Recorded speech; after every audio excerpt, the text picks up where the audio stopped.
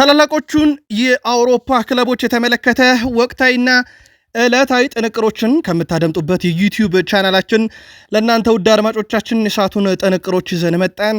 በታላላቆቹ የአውሮፓ ክለቦች በርከት ያሉ መረጃዎችን ይዘናል። በተለይም የሳምንቱ መጨረሻ ላይ ነንና የሊግ ጨዋታዎች በትልቁ ሲጠበቁ ነበር።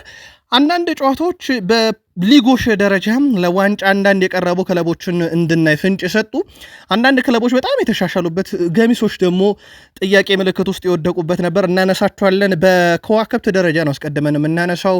ሜሲ ከዚህ በኋላ ለግል ክብር አልጨነቅም እያለ ነው። ስለ ተጨማሪ መረጃዎችን እናነሳለን። ከክርስቲያኖ ሮናልዶ ጋር በተያያዘ ለሳውዲ ፕሮ ሊግ ዋንጫ ብዙ ጓግቷል። ብዙ ነገሮች በዘንድሮ ውድድር ዓመት ወደ እሱ ይመጣሉ ተብሎ ሲጠበቁ አንደኛው እሱ የሚጠበቀው የሳውዲ ፕሮ ሊግን ነው፣ እናነሳዋለን። በሪያል ማድሪድ በኩል አንዳንድ ተጫዋቾች ቁጥራቸው በጣም አስገራሚ ነው። እንደ ቡድን ማድሪድን እንደ ተጫዋች በተለይም የኬሊያን ምባፔና የአርዳ ጉለር ጥምረት ልዩ ነው። ውድ ቤተሰቦቻችን እናነሳዋለን። በአውሮፓ ትልቅ ክለቦችን የተመለከተ መረጃ ይዘናል። በተወዳጁ የፕሪሚየር ሊግ የመረጃ ሰዓታችን የአሰልጣኝ ሹምሽር በቅርቡ የሚጠበቅባቸው አንዳንድ ክለቦች አሉ። ከዛ ውጪ በቢግ ሲክስ ቶትንሃምን እናነሳለን። ቶትንሃም እንደ ቡድን እንዲሁም ቶማስ ፍራንክ ከተጫዋቾቻቸው ጋር ትላንት የገቡበት ሰጣ ገባ ሜዳ ላይ በካሜራ እይታ ስር ወድቀዋል። ከዛ ውጪ ከግብ የራቀውን ተጫዋቻቸውን እናነሳለን። ሌላኛው ትልቁ ክለብ ሲቲን የተመለከተ ነው። ፔፕ ጋርዲዮላ አሁን ጥያቄ አጭሮባቸዋል። የአርሰናል ጉዞ እሳቸው የሚሉት ነገር አለ። ስለ ቡድናቸው የአውሮፓ ሻምፒዮንስ ሊግ ተስፋም የሚሉት ነገር አለ። ስለ ጋርዲዮላ ቡድን ሲቲ እናነሳለን። በቼልሲ በኩል አሁን መነጋገሪያ አጀንዳዎች ሁሉ ሞይሰስ ካይሴዶ ናቸው። ከኤንዞ ማሬስካ እስከ ዓለም ከዋክብት ሁሉ የሚያወሩት አሁን ስለዚህ ተጫዋች ነው። ገና 24 ዓመቱ ነው። ውድ ቤተሰቦቻችን ተጨማሪ መረጃ እናነሳለን። የቼልሲው ተጫዋች ማህበራዊ ትስስር ገጹ ላይ ለጠፈው ልጥፍ የዛሬ አጀንዳ ነው። የማሬስካን 50ኛ ድል እንዴት እንደተገኘ ምንነግራችኋለን። ቼልሲ ቤት በነገራችን ላይ ሰፋ ያለ መረጃ ይዘናል። የቼልሲ ደጋፊዎች ከቆያችሁ የምትከታተሉት ይሆናል። አሁን ሊቨርፑሎች ሙሉ ትኩረታቸው የአውሮፓ ሻምፒዮንስ ሊግ ምሽታቸው ነው። ምክንያቱም የሚገጥሙት ሪያል ማድሪድ ነው።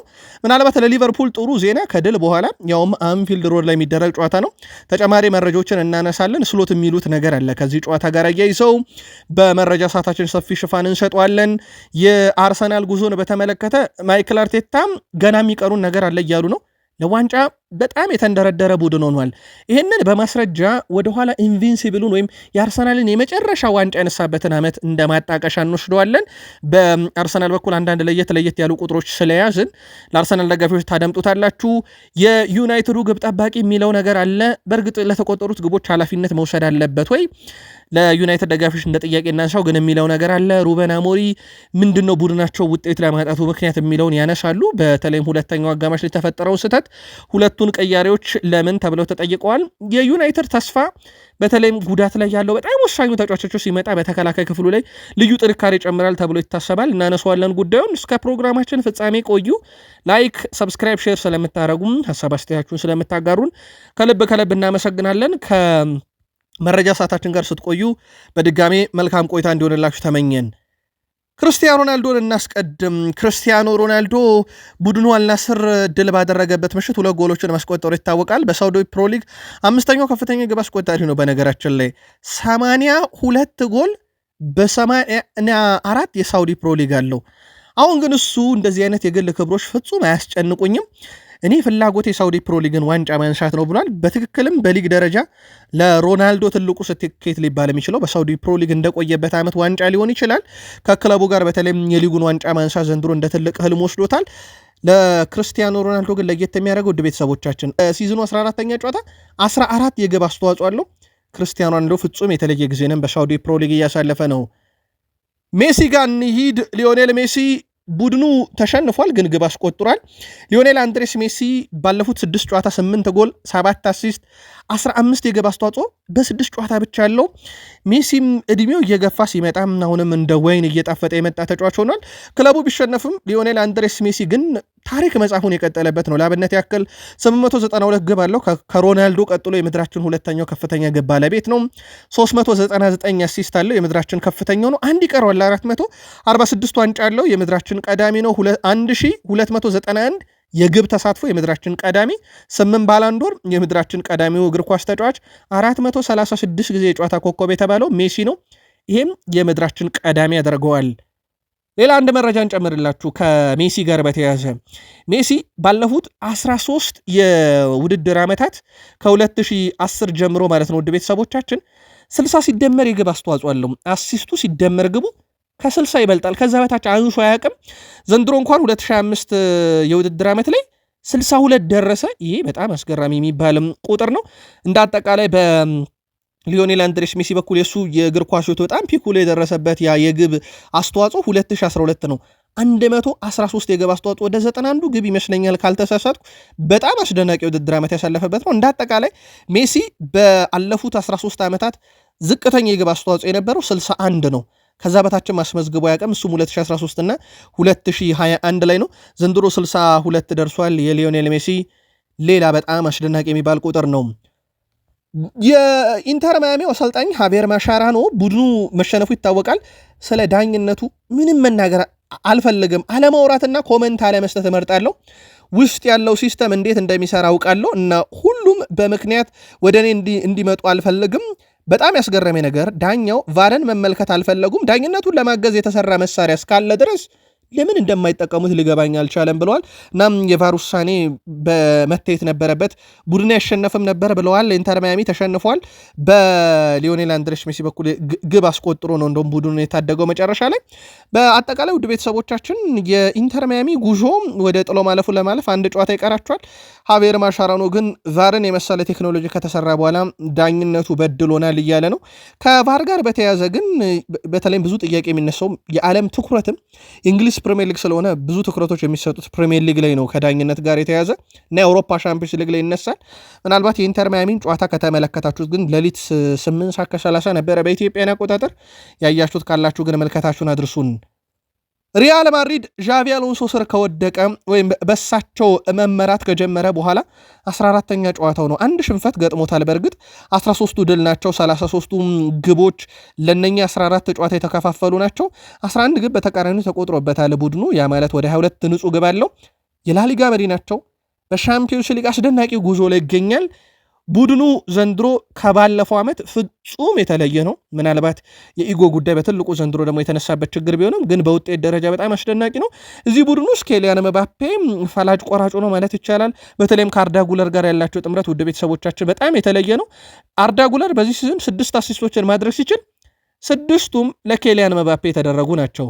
እንደ አጠቃላይ ደግሞ በሊግ ደረጃ ብናያቸው በሊግ ደረጃ ብቻ ነጥለን የአውሮፓ ሻምፒዮንስ ሊግን አውጥተን በሊግ ደረጃ አርዳ ጉለር ለኬሊያን መባፔ 5 አሲስት አለው። ይሄ በአውሮፓ 5 ታላላቅ ሊጎች 2 ተጫዋቾች በሊግ ደረጃ ያላቸው ትልቁ አንዱ ለአንዱ አቀብሎት የተቆጠረ ነው። አርዳ ጉለር ለመባፔ 5 ኳስ አመቻቸለት። ሉዊስ ዲያዝ ለኬን 4፣ ኩዱስ ለሪቻርልሰን 3 እና ቫርጋስ ለሮሜሮ 3 አለው። በጣም አስደናቂ የሚባለ ቁጥር ነው። በትልቅ ደረጃ የሚጠቀሰውም የሁለቱ ጥምረት ነው። በዚህ ዓመት አንድ ተጫዋች እናንሳ፣ አልቫሮ ካሪየርስ የዩናይትድ ንብረት የነበረ ግን ቴን ሃግ ፍጹም ለኔ ያጫወት አይሆንም ብለው ልክ እንደ ዳቪድ የሸኙት ተጫዋች ነው። ከዛ ያመጡት ታይለር ማላሺያ ነው። እንደሚታወቀው ቤኔፊካ ሄደ። ከቤኔፊካ በውድ ዋጋ ለሪያል ማድሪድ ፈረመ። ዩናይትድ ከዚህ ተጫዋች የተጠቀመው ከሽያጭ ላይ ብቻ ነው። በአልቫሮ ካሪየርስ በኩል በጣም አስደናቂ የሚባል ጊዜን አሳልፏል። ያስቆጠራት ግብ ናት አሁን በመላው ዓለም መነጋገሪያ የሆነችው። በጣም አስደናቂ ጎል አስቆጥሯል። ምናልባት በላሊጋ ውጭ የምትሆን አይነት ግብ በጨዋታው ላይ በርካታ ኳስ ያቀበለው እሱ ነው። 83 በርካታ ታክል 3 በርካታ የአንድ ለአንድ ግንኙነት ያሸነፈ 6 ኳስ የማቀበል አኩሬሲ 93 በመቶ 23 ኳስ ሶስተኛ የሜዳ ክፍል ላይ ያቀበለ 12 ኳስ መልሶ የነጠቀ 5 ታክል የፈጸመ 100% የመሬት ላይ ግንኙነት ያሸነፈ ሪያል ማድሪድ እንዴት ያለ ተጫዋች በክረምት እንዳስፈረመ ማሳያ ነው። ለዩናይትድ ግን ቴን ሃግን ምናልባት እንደ ስኬት ዩናይትድን በ2 ዓመት የዋንጫ ባለቤት አድርገውታል። ግን የለቀቋቸው ተጫዋቾች ብዙ የሚያስቆጩ ይመስላሉ። በአውሮፓ ሻምፒዮንስ ሊግ አንድ በሳምንቱ ከሚጠበቁ ትልቁ ጨዋታዎች ውስጥ በአውሮፓ ሻምፒዮንስ ሊግ ፓሪስ ሰን ዠርሜን ከባየር ሙኒክ የሚያደርጉት ጨዋታ ነው። ባየር ሙኒክ ከፓሪስ ሰን ዠርሜን የሚያደርጉትን የአውሮፓ ሻምፒዮንስ ሊግ ጨዋታ የሚመሩ አልቢተር ተመርጠዋል። የፊታችን ማክሰኞ በፓርክ ደ ፕሪንስ ላይ ነው ጨዋታው የሚደረገው። ተጠባቂውን ጨዋታ ጣሊያናዊ ዳኛ ማውሪዚዮ ማሪያኒያ ይመሩታል። ዋና ዳኛው ከዚህ በፊት የፒኤስጂን ጨዋታ በዳኝነት መርተው ያውቃሉ። ታዲያ በወቅቱ እሳቸው የፓሪስ ሰን ዠርሜን እና ይሄ ዋና ዳኛ ሆነው የፓሪስ ሰን ዠርሜንን ጨዋታ አንድ ጊዜ ሲመሩ ጨዋታው በፓሪስ ሰን ዠርሜን ድል አድራጊነት ተጠናቋል። በሌላ በኩል ዋና ዳኛው ከዚህ በፊት የባየር ሙኒክ ጨዋታ በመሃል ሜዳ ዳኝነት መርተው ያውቁምና ለባየር ሙኒክ ለመጀመሪያ ጊዜ ነው በአርቢትርነት ጨዋታውን የሚመሩት። ትልቁ ጨዋታ ነው በሳምንቱ ከምነው ይሄ የሊቨርፑል እና የማድሪድ ጨዋታን በተጨማሪ የፓሪስ ሰን ዠርሜን እና የባየር ሙኒክም ጨዋታ በአውሮፓ ሻምፒዮንስ ሊግ ምሽት አንደኛው ትልቁ ጨዋታ ነው። አንድ ፈገግ የሚያደርግ መረጃ ለዛሬ የሚዘን መተናል። ቬራ የተባረረው በፈጣሪ ቅጣት ነው እያለ ነው። እግር ኳስ ነው ጉዳዩ፣ ግን ፈጣሪን ለምን ማካተት አስፈለገ ካላችሁ ባዩ ማሪዮ ባላቴሊ ማብራሪያ ያለው ጣሊያን አጥቂ ማሪዮ ባላቴሊ ፓትሪክ ቬራ ከኃላፊነት መሰናበታቸው የፈጣሪ ቅጣት ብሎታል። ከአሰልጣኝ ፓትሪክ ቬራ ስንበት በኋላ አስተያየቱን በማህበራዊ ትስስር ገጹ ያጋራው ባሎቴሊ ፈጣሪያዊቶ ይቀጣል ብሏል። አክሎም ዤኗ አሁን በሐሳብ የሚያምን እና ቡድን ላይ መቀመጥ ይገባዋል ብሎ የሚያስብ ሰው ላይ ማተኮር ይችላል ብለዋል። ማሪዮ ባሎቴሊ ባለፈው ውድድር ዓመት በዤኗ ቤት በአሰልጣኝ ፓትሪክ ቬራ ስር 57 ደቂቃ ብቻ ነበር የተጫወተው። እርስ በርስ የማይጣጣሙት አሰልጣኝ ፓትሪክ ቬራ እና ማሪዮ ባሎቴሊ በሶስት አጋጣሚዎች አብረው የመስራት እድል ነበራቸው። ፓትሪክ ቬራ ከዤኗ በፊት በማንቸስተር ሲቲ ተጫዋችነት እና ኒስ አሰልጣኝነት ጊዜ ከባሎቴሊ ጋር ሰርተዋል። ማሪዮ ባሎቴሊ ከዚህ በፊት የፓትሪክ ቬራ ጮት እሱ ሜዳ ላይ ምርጥ አቋሙን እንዳያሳይ እንዳደረገው ገልጾ ነበር። ፓትሪክ ቬራ በበኩሉ ባሎቴሊ ለቡድን ስፖርት አልተፈጠረም፣ ከሱ ጋር መስራት ለእኔ ከባድ ነው ማለታቸው ይታወቃል። አሁን ፓትሪክ ቬራም ተባሯል ከቡድኑ። ማሪዮ ባሎቴሊ ደግሞ ፈጣሪ እኮ ይቀጣል፣ ፈጣሪ ቅጣት ነው እሱን ከዛ ቡድን የነቀለው እያለ ነው። በጣም አነጋጋሪ መረጃ ነበር። ትንሽ ፈገግ ስለሚያደርግ ከፕሪሚየር ሊግ የመረጃ ሰዓት በፊት አስቀድመን ያደረስናችሁ። ፕሪሚየር ሊግ ደረስን። ቪቶር ፔሬራ አሁን እህል ውሃቸው ከፉልሃም ጋር የሚያበቃበትና የአሰልጣኝ ሹምሽር የምንሰማበት ጊዜ እየመጣ ይመስላል። በእርግጥ የሳቸው መንበረ ስልጣን ከተነቃነቀ ቆይቷል። ወልቭስ 3-0 በፉልሃም ተሸንፏል። እሳቸውም ከጨዋታ በኋላ ሀሳባቸውን አጋርተዋል። ወደ ቤተሰቦቻችን አሁን ብዙ የማወራበት ጊዜ አይደለም፣ ከፉልሃም ጋር ባደረኩት ጨዋታ ደስተኛ አይደለሁም፣ እናም በራሴም ሆነ በስሬ መኩራት አልችልም። በታክቲክ በቴክኒክ በአካል ብቃት በጣም መጥፎ ነበር በወልቭስ በነበርኩበት ጊዜ ከተጫወትናቸው ጨዋታዎች ሁሉ ይሄ የፉልሃሙ ሽንፈት ደግሞ ለእኔ በጣም መጥፎ ነው ብለዋል። ከሰሞኑ የእሳቸው መንበረ ስልጣን መልቀቅና የቴናግ ሊመጡ ይችላሉ ወደ ወልቭስ የሚሉ ዜናዎች አየር ላይ በርክተዋል። በእርግጥ በሩመር ደረጃ ያሉ መረጃዎች ናቸው፣ ግን የእሳቸው ቆይታ አሁን ጥያቄ ምልክት ውስጥ የወደቀ ይመስላል። አምና ብዙ የተወራላቸው ናቸው። እግር ኳስ ውለት አያውቅም። ዘንድሮ ደግሞ ከተባራሪ አሰልጣኝ ጎራ ተደርድረዋል። ቶትናም እንደ ቡድን በጣም ደካማ ጊዜን እያሳለፈ ይገኛል። በተለይም በሜዳው በጣም ደካማ ጊዜ ነው እያሳለፈ የሚገኙ ወደ ቤተሰቦቻችን። ቶትናሞች በሜዳቸው ካደረጉት ያለፉት 19 የፕሪሚየር ሊግ ጨዋታ 3 ነው ያሸነፉት። ወደ ቤተሰቦቻችን 3 ድል 4 አቻ በ12 የሜዳ ጨዋታ ቶትናም በሜዳው ተሸንፏል። ይሄ በጣም አስከፊ የሚባል ቁጥር ነው ለቶትናም። ቶትናም ቤት ነገሮች ጥሩ አይደሉም። ላብነት ያክል ትላንት እንኳን ቶማስ ፍራንክን እጅ ለመጨበጥ ፊት ሲነሱ ተመልክተናል። ከቶትናም ሽንፈት በኋላ እንደ ጀደን ስፒስ እና ቫንደቪን አሰልጣኙን በግልጽ ሜዳ ላይ እጅ ሊጨብጡ ሲዘረጉ አልፈዋቸው ሄደዋል። አሰልጣኙም ዞሮ እያያቸው ነበረ። አላየንም አይሉ ነገር ከፊታቸው ቆመውን የጠበቋቸው ተጫዋቾቹ። ያ ማለት በአሰልጣኙ ላይ ያላቸው እምነት የጠፋ በመልበሻ ክፍል ውስጥ የሆነ ችግር እንዳለ የሚያሳይ ይመስላል። ቶትናምም በጣም ደካማ ጊዜን እያሳለፈ ነው። አዲስ ያመጡትም ተጫዋቻቸው አሁንም ከፕሪሚየር ሊግ ጋር ሊገናኝ አልቻለም። ዣቪ ሲመንስ ፔፕ ጋርዲዮላ ዋንጫው ነገር ያሳሰባቸው ይመስላል። አሁን እሳቸው አርሰናልን ሊያቆም የሚችል ቡድን የጠፋ መስሏቸዋል። እሳቸውም አርሰናል አይቆምም እያሉ ነው። የማንቸስተር ሲቲው አሰልጣኝ ፔፕ ጋርዲዮላ የሊጉ መሪ አርሰናል የሚጫወትበትን መንገድ እጅግ አስደናቂ ብለውታል። አርሰናል አሁን ላይ ሊቆም የሚችል ቡድን አይመስለኝም ያሉት ጋርዲዮላ የሚጫወቱበት መንገድ አስደናቂ ነው፣ ምንም አይነት ግብ እንኳን እየተቆጠረባቸው አይደለም ብለዋል። በመከላከል ረገድ በጣም ጠንካራ ናቸው፣ ግቦችን በተለያዩ መንገዶች ያስቆጠራሉ እና በተለያዩ ተጫዋቾች ነው በዛ ላይ የሚያስቆጥሩ። ስለዚህ የአንድ ቡድን የአንድ ሀሳብ ጥገኛ ያልሆነ ቡድን ነው እና አርሰናልን የሚያቆም ፈልጎ ማግኘት ይቸግራል እያሉ ነው ፔፕ ጋርዲዮላ። ስለሳቸውን ቡድን ይናገራሉ። በአውሮፓ ሻምፒዮንስ ሊግ የሚሳተፈው ቡድናቸው ሞር ከፕሪሚየር ሊግም በተሻለ ዘንድሮ እድል እንዳለው እየጠቆሙ ይገኛሉ። ግን የአርሰናል ጋር ያላቸው ነጥብ ልዩነት በእርግጥ ቀሪ ጨዋታ እጃቸው ላይ ስላለ ማጥበብ ይችላሉ። ግን እሳቸው ይሄ አንዳንድ ቡድኖች ሪትም ውስጥ ከገቡ በኋላ ከዛ ሪትም ማውጣት በጣም አስቸጋሪ ነውና አርሰናል ላይ ያንን የታዘብኩት ብለዋል። በእርግጥ በእሳቸው እጅ የሰለጠነው ማይከል አርቴታ ነው የአርሰናል መሪ ሆኖ አሁን ያለው። ስለ ሻምፒዮንስ ሊግ አንስተው ነበረ። በዛው እናንሰው የሳቸውን ሐሳብ። በሻምፒዮንስ ሊግ ካለፈው የውድድር ዘመን በተሻለ ደረጃ ላይ ነን እና በሜዳችን ዶርትመንድ እና ባየር ሊቨርፑልን በማሸነፍ ወደ ቶፕ 8 ውስጥ ለመድረስ 2 ጥሩ እድሎች አሉን ብለዋል። በፕሪሚየር ሊጉ በአሁኑ ሰዓት እየተወሰደብንን ብልጫ ማጥበብ የምንችልበት እድሎች አሉ፣ ግን አርሰናል በጣም አስቸጋሪ ነው እያሉ ይገኛሉ እሳቸው። እኛ ያን ያህል መጥፎ ቡድን ግን አይደለንም ብለዋል እሳቸው። አርሰናልን ብዙ መወድስ ያቅርቡበት እንጂ የኔ ቡድን መጥፎ ቡድን አይደለም፣ በጣም ምርጥ ተጫዋቾች አሉኝ እያሉ ነው። አንድ ጥያቄ ግን ምላሽ እንዲሰጡ ተፈልገው ነበር። የአጥቂ ተጫዋቾች ግብ ለማስቆጠር ሲጀምሩ ከኤርሊንግ ሃላንድ ጫናውን በማላቀቅ የተሻለ እንሆናለን፣ በግብ ማስቆጠር ደረጃ ይሄ በርከት ያሉ ተጫዋቾቻችን ግብ እንዲያስቆጥሩልን ልክ እንደ አርሰናል እንፈልጋለን ብሏል። ያው እሳቸውም አልሸሸጉም ቡድኑ የሃላንድ ጥገኛ መሆኑን በግብ ደረጃ። በእርግጥ በሳምንቱ በካራባው ካፕ ስዋንሲን ሲያሸንፉ ያለ ኤርሊንግ ብሮት ሃላንድ እገዛ ሪያን ቸርኪ እና ኡመር መርሙሽ እርዳታ ብቻ እንደነበር ይታወቃል። አሁን መነጋገሪያ ሁሉ የሆነ ተጫዋች በቼልሲ በኩል ሞይሰስ ካይሴዶ ነው። በርካቶች አውሮፓ ምርጡ የአማካይ ስፍራ ተጫዋች ያለምንም ጥርጥር እሱ ነው ሲሉ ማሬስካ ቀበል ሊያደርጉና አሁን ሞይሰስ ካይሴዶ እና ሮድሪ የዓለማችን ምርጦቹ የተከላካይ አማካይ ብለዋቸዋል።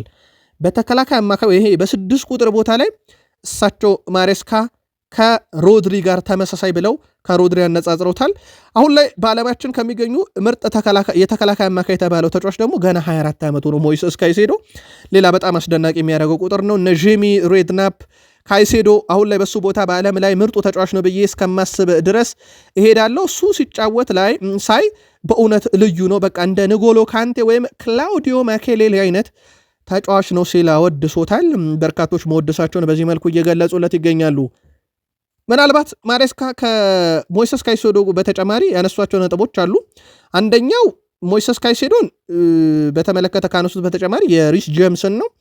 ሪስ ጄምስን በመሃል ሜዳ ከካይሴዶ ጋር አጣምራ ጫውተውታል። እሳቸው እንደሚታወቀው ለሐቅ አሁን ላይ ካይሴዶ ምርጡ ነው ካሉ በኋላ በመሃል ሜዳ ላይ ትንሽ ተጨማሪ አካላዊ ብቃት እንደሚያስፈልገን አስቤ ነበር።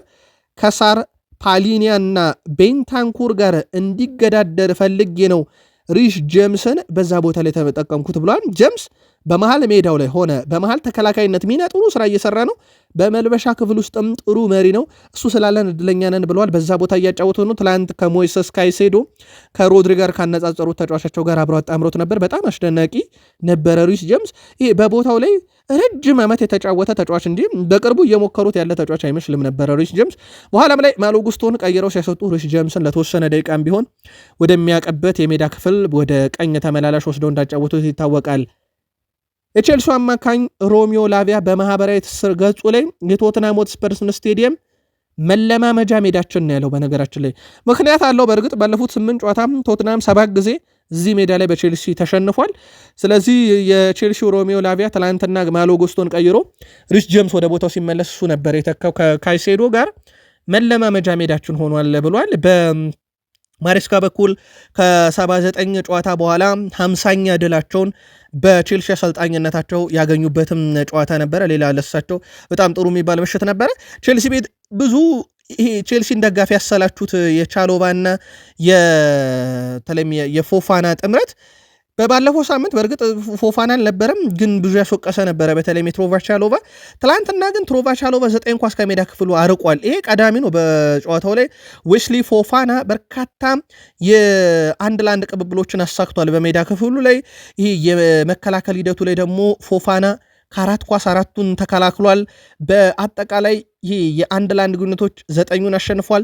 ከሁሉም ተጫዋች ቀዳሚ ነው። ትላንትና የቻሎቫና የፎፋና ጥምረት ቼልሲን ብዙ እንዳይደፈር ቶትንሃምም በፕሪሚየር ሊጉ በዚህ ውድድር ዓመት በጣም ዝቅተኛውን ኤክስጂ እንዲያስመዘገብ አድርጎትም ነበር። ሌላ ሰው እናንሳ። ኤስታቪዮ በእርግጥ በጣም ጥቂት ደቂቃ ነው ትላንትና ያጫወቱት፣ ግን አይታችሁ ከነበረ መጨረሻ ላይ የዦ ፔድሮ ለማመን የሚከብድ ኳስ ሲስት እሱ ቢውልድ አፑ ላይ በደንብ ተሳትፏል። በጣም ጥራት ያለው ኳስ ነበር ወደፊት ያቀበለው ለኤንዞ ፈርናንዴዝ። ከዛ ውጭ የራሱ አሲስት ያደረገውም ኳስ ነበረ። በጣም የማይጠበቅ ኳስ ጄምስ ባዮንጊተንስም ሲያባክን የዚህ ተጫዋች በጣም ትልቅ የግብ ዕድልን መፍጠር ችሎታ ያየነበት ነው። ምናልባት ተጨማሪ ደቂቃ ያስፈልገውም የሚለው እንደ መከራከር ይነሳል። ግን ያው ማሬስካ ትላንትና በፕሪሚየር ሊጉ ልምድ ያላቸውን ሁለቱን ራሱ በቼልሲ ልምድ ያለውን ዦዋ ፔድሮ እና ከዩናይትድ ያመጡትን አሌሃንድሮ ጋርናቾን አጣምረው ነበር የጀመሩት። በእርግጥ ጋርናቾን ከረፍት በኋላ ጥቂት ደቂቃ ያጫወቱት፣ በኋላም ላይ ኤስታቪዮ ገብቷል። ግን በጣም በትንሽ ደቂቃ ነበር ተጽዕኖን የሚያየ ነው። የቶትናሙ ግብ ጠባቂ ምስጋና ይግባውና ቼልሲ ብዙ ግብ እንዳስቆጠረ አድርጓል። በተለይ በመጨረሻዎቹ ደቂቃ ላይ ቪካዮሪ ቼልሲ በጣም ምርጥ ናቸው፣ ከኳስ ጋርም ያለ ኳስም በጣም ምርጥ ናቸው። ትልቅ ጨዋታ ነበረ ለኛ፣ ግን የተሻለው ቡድን አሸንፏል። እውነቱን መቀበል አለብን ብሏል። ምንም ጥያቄ የለውም። ቡድናቸው ፍጹም የበላይነት ተወስዶበት ነበረ። ቶማስ ፍራንክም ቼልሲ በጣም ጥሩ ተጫውቷል፣ በእርግጠኝነት በሜዳ ላይ የተሻሉ ቡድን ነበሩ። ከቼልሲ ጋር የሚወዳደር ጉልበትና ጥንካሬ አልነበረንም። ብዙ ፍልሚያዎች እያሸነፉ ነበር። ምንም እንኳን በእነሱ ላይ ብንሰራም የነበራቸው ጥንካሬ ግን ፍጹም የተለየ ብለዋል። ቤንታንኩር እና ኤንዞ ፈርናንዴስ ሁለቱም ቢጫ ካርዶችን አግኝተዋል፣ ግን ሁለቱም ቀይ ማየት ነበረባቸው ብዬ አስቤ ነበር። ግን እውነቱን ለመናገር በሁለቱም ሁኔታዎች ቢጫ ካርዶች በቂ ነበሩም ብለዋል። በእርግጥ የተወሰነ መከራከሪያ ተነስቷል በዚህ ጉዳይ ላይ ቀይ ይገባል አይገባም በሚል። ቫንደቪን እና ስፒንስ ከጨዋታ በኋላ ቀጥታ ወደ መልበሻ ክፍል ነው የሄዱት። ደጋፊዎች ለማመስገን እናንተስ ስትሄዱ እነሱ ለምን አልነበሩም ተብለው ነበር። ይህን ጥያቄ ለምን እንደጠየቀኝ አልገባኝም። ምክንያቱም በጣም ከትንሽ ነገሮች አንዱ ነው። ግልጽ እኮ ነው። ተጫዋቾቹ ቅር ተሰኝተዋል፣ ለዛ ነው ብለው እሳቸው አድበስብሰውታል። ግን ነገሮች ትንሽ ግጭት ውስጥ ያሉ ይመስላሉ። ስፐርስ በፕሪሚየር ሊጉ ዘንድሮ ኤክስጂው በጣም ዝቅተኛ ወይም ግብ ሊሆን የሚችል በጣም ዝቅተኛ ሙከራ ያደረገ ቡድን እንደሆነ ይታወቃል። ካይሴዶን ግን አንዴ እንጠቅልለው። የወቅቱን አነጋጋሪ ተጫዋች ትላንትናን በጣም ምርጥ ነበር። አንድ አሲስት አለ። በጨዋታውም ላይ አንድ ግብ ነው የተቆጠረችው። አሲስቷ ደግሞ የካይሴዶን ከአሲስቱ በላይ ወርልድ ክላስ ተጫዋች መሆኑን የሚያሳየው አንደኛ ፕሬሲንጉ፣ ሁለተኛ ኳሱን ነጥቆ ከዛ ሁላ ተጫዋች ታግሎ እስከ ግብ ጠባቂው ደረጃ ደርሶ አሲስት ያደረገበት መንገድ በጣም የተለየ ነው። 2 ጥፋቶች ተሰርተውበታል። ለቡድኑ ቅጣት ምት አስገኝቷል። 86% ኳስ የማቀበል ስኬት፣ 12 የግብ ዕድል የፈጠረ፣ 14 የመከላከል ሂደቶችን ያከናወነ፣ 7 ኳስ መልሶ ነጠቀም፣ 7 ኳስ ሶስተኛ የሜዳ ክፍል ያቀበለ፣ ከ5 የመሬት ላይ ጉነት 4 ያሸነፈ። አሁን ካይሴዶ የምድራችን ምርጡ 6 ቁጥር ነው አይደለም የሚል መከራከሪያ እየተነሳ ነው። ምላሻችሁን አድርሱን። ለማድሪድ ጨዋታ ጓጉቻለሁ ብለዋል አርኔ ስሎት። ቡድናቸውን ወደ ድል መጥቷል። አንፊልድ ላይ ነው ጨዋታም ያደረገው። አንፊልድ ላይ ያሸነፈ ቪላን፣ ከዛን መልሶ ደግሞ አንፊልድ ላይ ነው ማድሪድ የሚገጥመው። እሳቸው ጓጉተናል ብለዋል። የሊቨርፑል አሰልጣኝ አርኔ ስሎት የማክሰኞ የሪያል ማድሪድ ጨዋታ የተለየ እንደሚሆን በሰጡት ሀሳብ ገልጸዋል። ለሻምፒዮንስ ሊግ ምሽት ሁልጊዜ እንጓጓለን ያሉት አርነ ስሎት ከሪያል ማድሪድ ጋር ሲሆን ደግሞ ጨዋታው በጣም የተለየ ይሆናል ብለዋል። ጨዋታው ትልቅ ፈተና ነው፣ ነገር ግን ሪያል ማድሪድን ለመግጠም በጣም የጓጓ ነው ብለዋል አሰልጣኝ አርነ ስሎት። በነገራችን ላይ የአራተኛ ሳምንት የአውሮፓ ሻምፒዮንስ ሊግ ጨዋታ ሪያል ማድሪድ ከሊቨርፑል ማክሰኞ በኢትዮጵያን አቆጣጠር ጥቅምት 25 ምሽት 5 ሰዓት ስቴዲየም አንፊልድ ሮድ ስቴዲየም ላይ ይደረጋል። የአውሮፓ ሻምፒዮንስ ሊግ ከምድብ ጨዋታዎች ያው መቅረት በኋላ ሆም አዌ ጌም ከተለያየ ቡድን ጋር ስለሆነ ያው በሳምንት ጨዋታ ብንከፍለው የአራተኛ ሳምንት ከሚደረጉ ጨዋታዎች ውስጥ በጣም ትልቁ ጨዋታ ነው። አርኔ ስሎት ሳላህ ጎል ማስቆጠሩ አስገራሚ ነገር አይደለም ብለዋል። እሳቸው ይልቅ ልትገረሙ የሚገባው እስኪ የኛ የሜዳ ክፍል ድረስ እየመጣ ለቡድኑ እንዴት ሲከላከል እንደነበረ ለምን አታደንቁም? ጎል ማስቆጠር ስራው ነው ብሏል። በጣም ሲሯሯጥ አይቼዋለሁኝ። በሜዳ ክፍሉ ላይ በጣም ጠንካራው ተጫዋቻችን ነበረ። በእንቅስቃሴው ነው እኔ በጣም የተገረምኩት። ግን ማስቆጠር የሳላ ስራው ነው ብሏል። በእርግጥ ሳላ እንዳሉት ወደ ስራው ተመልሶ ከዋይኒ ማርክ ሩኒ እኩል ለአንድ ቡድን በርካታ የግብ አስተዋጽኦ ያለው በፕሪሚየር ሊጉ በርካታ የግብ አስተዋጽኦ ያለው ሶስተኛው ተጫዋች መሆኑ ይታወቃል። ከፍራንክ ጄምስ ላምፓርድ ጋር ነው ሪካርዱን የተጋራው። እሳቸው በዛው አያይዞ ግን አርኔ ስሎት ያነሱትን ለመጠቅለል ያክል ትላንት ደጋፊው በአንፊልድ ዘምሮላቸዋል። በነገራችን ላይ ሰሞኑን እንደውም ካላሸነፉ ስካይ ስፖርት ትልቅ ጫና ውስጥ ይገባሉ ብሎ ነበረ። ትላንት ግን የሊቨርፑል ደጋፊዎች ለስሎት ደግፈዋል። ይሄ ለእኔ በጣም ትልቅ ነው፣ በጣም ትልቅ ድጋፍ ነው ብለው ደጋፊዎቹን በተደረገላቸው ድጋፍ አመስግነዋል። ቫንዳይክ ባለፉት ጥቂት ሳምንታት ውስጥ ያስተዋልኩት ነገር በእኛ ቁጥጥር ስር የሌሉ ብዙ ጫጫታዎች መኖራቸውን ነው። እናም እንደ ቡድን ይህንን መቋቋም አለብን፣ ወይም ደግሞ ከሚዲያ ላይ ያለውን ጫጫታ በእኛ ላይ ተጽዕኖ እንዳይፈጠር መቆጣጠር አለብን ብሏል። የሚዲያው ጫጫታ ሊቨርፑል ወደኋላ ለሚጎትት ነው፣ ግን እኛ ያንን ትኩረት አንሰጥም ብሏል። የሚዲያ ጫና በሊቨርፑል በኩል ምንም ጥያቄ የለውም፣ ግን ከደረሰባቸው የተከታታይ ሽንፈት አንጻር ምናልባት ጫናው ከተገቢ በላይ ደርሶ ነበር ብላችሁ ታስባላችሁ ወይ? ሊቨርፑልውያን መልከታችሁን አድርሱን። የቫንዳይክ በትላንትናው ጨዋታ ላይ የነበረው የሚና የመወጣት ነገርም በጣም ጥሩ ነበር። ኳሶችን ተቆጣጥረናል። በተለይም ደግሞ የኛ የሜዳ ክፍል ላይ ፕረስ እንዳንደረግ በጣም ጠንካራ ስራዎችን ሰርተናል ብለዋል። በሜዳ ክፍሉ ላይ ቫንዳይክ ጨዋታውን ለማሸነፍ የነበረን ሁሉ የሰጠንበት፣ ደጋፊዎች ከጎናችን የነበሩበት በጣም ጥሩ ጨዋታ የተጫወትንበት ነው። ለቀጣይ ጨዋታ በበቂ ሁኔታ እንድንዘጋጅም ያደርገናል ብለዋል። ማይክል አርቴታ አሁንም አንዳንድ ቦታዎች ላይ መሻሻል አለብን እያሉ ነው እሳቸው። ምናልባት ጥያቄውን በቀጥታ ለአርሰናል ደጋፊዎች ብንሰጥ የትኛው የሜዳ ክፍል ላይ ነው አርሰናል መሻሻል ያለበት ብላችሁ ታስባላችሁ? ምልከታችሁ ነገሩን። እሳቸው አንዳንድ የሜዳ ክፍሎች ላይ መሻሻሎች ይጠበቅብናል እያሉ ይገኛሉ። ምናልባት ጥር ላይ አርሰናል እስከ 100 ሚሊዮን ፓውንድ አካባቢ በጀት ሊኖረው ይችላል እየተባለ ነው። እንደ ምክንያት የተነሳው ደግሞ የፕሪሚየር ሊግ መሪነቱን በዛው ለማጠናከር እና የአውሮፓ ሻምፒዮንስ ሊግም የስኳድ ዴብዙን ከዚህ በተሻለ ለማስፋት ነው። ግን ምናልባት ይህ የጉዳት ሁኔታ ላይ የተመሰረተ ዝውውሮች ሊኖሩ ይችላሉ ተብሎ ይታሰባል። እሳቸውም ከዛ ጋር የተያዘ ፍንጭ የሰጡ ይመስላል። ግን አርሰናል በሁሉም የሜዳ ክፍል ላይ አሁን ጥንቅቅ ያለ ቡድን መሆን ብቻ አይደለም፣ በሁለተኛ ተጠባባቂ ወንበር ላይ የሚቀመጡ ተጫዋቾች ራሱ የካራባኦ ካፕ ጨዋታ ላይ ብራይተን ላይ የነበራቸው ብልጫ በጣም አስደናቂ ነበረና ግን እሳቸው አንዳንድ ቦታ ማሻሻል አለብን እያሉ ነው። የትኛው የሜዳ ክፍል ይመስላችኋል? ወይም አርሰናሎች የትኛውን ታዘባቸው? አጋሩን። አርሰናል ምናልባት ዘንድሮ ለዋንጫ እየተንደረደረ ነው የሚለውን መስፈርት ጥብቅ የሚያደርገው 2025-26 ላይ ነው ዘንድሮ። ያኔ ለመጨረሻ ጊዜ 2022-23-24 የውድድር ዓመት ማለትም ከ22 ዓመት በፊት አርሰናል ለመጨረሻ ጊዜ ዋንጫውን ሲያነሳው ከሰበሰበው ነጥብ ሁሉ የዘንድሮ በጣም የተሻለ ነው። ምናልባት ያኛውን ለየት የሚያደርገው ሽንፈት የሚባል ነገር አልቀመሰም አርሰናል በወቅቱ። ያኔ አርሰናል 24 ነጥብ ነበረው ከዜሮ ሽንፈት። ዘንድሮ ግን ቢያንስ በነጥብ አንድ አሻሽሏል። ዘንድሮ 25 ነጥብ አለው፣ አንድ ጨዋታ ግን ተሸንፏል። ያ ማለት የወቅቱ ቡድን ሽንፈት አይግጠመው እንጂ አቻ የበዛው ውጤት ነበር የሚያስመዘግበው። የአሁኑ አርሰናል ውስጥ ግን አንድ ሽንፈት ቢኖርም ያቻ መጠኑን ቀንሷል። ግብ አይቆጠርበትም። በብዙ መንገድ ከኢንቪንሲብሉ አርሰናል የተሻለው ነው ዘንድሮ በቁጥር ደረጃ። እንዳልኳችሁ የመሸነፍና ያለመሸነፍ ጉዳይ ብቻ ነው ልዩነቱ፣ ግን በነጥብ የዘንድሮ ይበልጣልና ምናልባትም እነ ኦፕታም ዘንድሮ የተለየ ቅድመ ግምት ለአርሰናል እንዲሰጡ ካደረጉት ጉዳይ አንደኛው ነው። በዚህ ውድድር ዓመት በፕሪሚየር ሊጉ ከሜዳ ውጭ ተጉዞ ባደረጋቸው 5 ጨዋታ 5ቱም ጎል የተቆጠረው አርሰናል ከቆመ ኳስ ነው።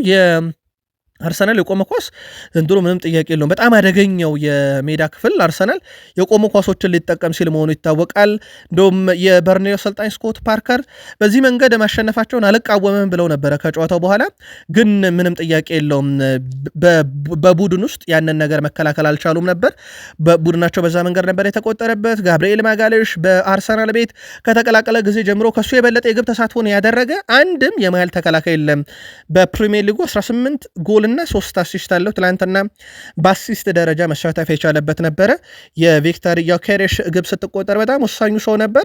ያው መነሻዋ የዲክላን ራይስ የማዕዘን ምት ብትሆንም የጋብርኤል ማጋሌሽ ከመከላከል እስከ ማጥቃት ያለ ሚና ራሱ በጣም አደገኛ የሚባል ነው። አርሰናል ባደረጓቸው ያለፉት 4 ተከታታይ ጨዋታ አንድ ኢላማውን የጠበቀ ሙከራን የተደረገው። በኦክቶበር ወር በ6 ጨዋታ ምንም ግብ የለም። በኖቬምበር ወር 1 ጨዋታ አደረጉ፣ ምንም ግብ የለም። እንዳጠቃላይ ከመጨረሻ 4 ጨዋታ 1 ሙከራን ያስተናገዱት። ስለዚህ አሁን ትልቅ ዜና ይሆናል ማለት ነው። አርሰናል ግብ ያስቆጠረ ቡድን በቀጣይ ማን ነው የሚለው ይጠበቃል።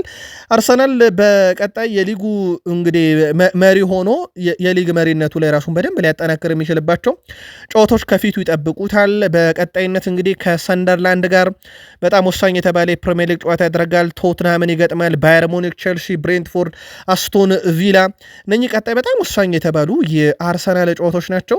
በአርሰናል በኩል እነኚህን ጨዋታዎች ማሸነፍ ፕሪሚየር ሊግ መሪነቱ ላይ ከዛ ውጭ በአውሮፓ ሻምፒዮንስ ሊግ በጣም ትልቅ የተባለም ጨዋታ አለው። በነገራችን ላይ ከባየርን ሙኒክ ጋር ይጫወታል።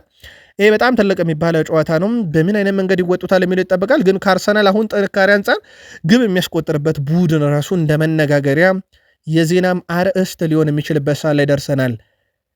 የዩናይትዱ ግብ ጠባቂ ሴን ላመንስ ባሳየው ጠንካራ አፈጻጸም መሰረት የክለቡ ደጋፊዎች ሽማይክል እያሉ በስቴዲየም ሲያዜሙለት ነበረ። እኔ በሽማይክል ደረጃ መመሰሌ በጣም ገና ይመስለኛል ብለዋል። ቡድኑን ለመርዳት ገና እየሞከርኩኝ ነው ያለው ሴን ላመንስ ሽማይክል ተብሎ በመጠራቱ አመስግኗል። ነገር ግን እውነታው ያንን አይደለም ብሏል። እኔ ገና ብዙ ይቀረኛል፣ ብዙ ጨዋታዎች አሉብኝ፣ ብዙ ፈተናዎች ከፊት ያሉ፣ መዳረሻ እንደሱ እንዲሆን እፈልጋለሁ፣ ግን አሁን ላይ እንደሱ አይደለውም ብሏል። እርሱ ከምንጊዜም ምርጥ ግብ ጠባቂዎች አንዱ ነው ያለው ሽማይክልን እኔ ከሱ ጋር እኩል ለመባል ብዙ መስራት አለብኝ ብሏል። ምናልባት ግን በዩናይትድ በኩል የተቆጠሩትን 2 ግቦች ካየን ሁለቱም ሳጥን ውስጥ የተቆጠሩ ናቸው። ለግብ ጠባቂ በጣም ቅርብ ነበሩ። ከዛ ፍጥነት ላይ ለማዳን በጣም አስቸጋሪ ናቸው። ሞር ለተቆጠሩት ግቦች ከሴላን መንስ ይልቅ የተከላካይ ክፍሉ በትልቁ ጥያቄ የሚያስነሱ አይነት ግቦች ነበሩ። ዩናይትድ በጣም ባልተረጋጋበት የመጨረሻ የሁለተኛው 45 የመጀመሪያ 5 ደቂቃ ውስጥ የተቆጠሩበት ግቦች እንደነበሩ ይታወቃል። በሁለተኛው አጋማሽ የመጀመሪያ 5 ደቂቃ ላይም ትኩረት አልሰጠንም እና 2 ጎል ተቆጠረብን እያሉ ነው ሩበን አሞሪም። ግን ጎል አስቆጠረን ጨዋታውን ለማሸነፍ ሞክረናል። ሆኖም በሚያሳዝን ሁኔታ 2 ነጥቦችን አተናል። አሁን በሚቀጥለው ሳምንት ለማሸነፍ የተሻለ ማድረግ አለብን ብሏል። ተጨማሪ አጥቂዎችን በሜዳ ላይ ካደረግን የተሻለ እንጫወታለን ማለት አይደለም። ዜርኪዚ ልክ እንደ ማቲያስ ኩና ነው፣ በመስሮች መካከል ይጫወታል። ግን ጨዋታውን ከተመለከታችሁ በተጋጣሚ ሳጥን ክልል ውስጥ የሚቆም ሰው ያስፈልገናል እና ሼሽኮ ለዛ ቦታ መርጦ ነበር ብለዋል። አንዳንድ ጊዜ ሁሉም ነገር የሚወሰነው በተጫዋቾች ባህሪያት ላይ ነው እና ያንን እወቁ እንጂ ተጫዋች ወይም መቀየር በጣም አሰልቺም ብቻ ሳይሆን አንዳንዴ ለሲስተም በጣም አስቸጋሪ ይሆናል ብለዋል እና እሳቸው አንድም እንደ ምክንያት ያነሱት የመጀመሪያዎቹን የሁለተኛ 45 ደቂቃና የጨዋታ አቀራረባቸውን በተመለከተም ለቀረበላቸው ጥያቄ ምላሽ ሲሰጡ ነበር። በማንቸስተር ዩናይትድ በኩል ምናልባት ጥሩ ሊባል የሚባለው ዜና አሁን ላይ ሌሳንድሮ ማርቲኔዝ ወደ ቦታው ይመለሳል። በጣም አደገኛው ተከላካይ ነው። በቦታው ላይ ግን ደግሞ በረጅም ጊዜ ጉዳት ላይ እንደነበረ ይታወቃል። ውድ ቤተሰቦቻችን ያ ደግሞ በማንቸስተር ዩናይትድ በኩል በዛ ቦታ ላይ ሉክሾን ወይም ደግሞ በቦታው ላይ ሉክሾ የመስመር ተከላካይ እንጂ ቋሚ ተከላካይ አይደለም፣ ወይም የግራ ተከላካይ አይደለም። ግን እሱን የመጠቀም ግዴታ አስፈልጓቸው ነበረ። አሁን ላይ በቦታው ላይ በጣም ወሳኙ ሰው ተመልሷል። በዛ መንገድ ይጠቀሙታል ተብሎ ይታሰባል። ሌሳንድሮ ማርቲኔዝ ለቀጣይ ጨዋታ ይድረስ አይድረስ በሚለው ጉዳይ ላይ እስከዚህ ሰዓት ድረስ ማረጋገጫ አልተሰጠም። ግን ለጨዋታ ዝግጁ ነው። እሳቸው ለጥንቃቄ ሲሉ እንዳላሰለፉት እየተናገረ ነበር። ለማንኛውም በቀጣይ ጨዋታ ላይ ድል ከሰጡት በጣም ወሳኙ የተባለው ተጫዋቻቸው ሌሳንድሮ ማርቲኔዝም በቦታው ላይ መጫወት ይችላል። ማንቸስተር ዩናይትድ የ25-26 የእንግሊዝ ፕሪሚየር ሊግ 11ኛ ሳምንት ወይም ከኢንተርናሽናል ብሬክ በፊት ቶትናም ሆትስፐርስን ያስተናግዳል። ቅዳሜ ጥቅምት 29 ልክ ከቀኑ 9 ሰዓት ከ30 ሲል ቶትናም ሆትስፐር ስቴዲየም ላይ ነው ጨዋታው የሚደረገው። ዩናይትድ 5ኛ ተከታታይ ጨዋታ ያለ ሽንፈት ለመጓዝ፣ ቶትናም ከተከታታይ የሜዳ ሽንፈት ወደ ድል ለመምጣት የሚያደርጉት በጣም ወሳኝ የተባለ ጨዋታ ነው የሚደረገው። በተከታታይ መረጃ ሰዓታችን ላይ ጨዋታውን ትኩረት እንሰጠዋለን። ዛሬ የሚደረጉ ጨዋታዎች አሉ። በቀጣይ መረጃ ሰዓታችን ሰፊ ስፋን በጨዋታዎቹ ውጤት ላይ የምናቀርብላችሁናል። የአሁኑ ግን እዚህ ጋር እንቋጭ። መልካም ጊዜ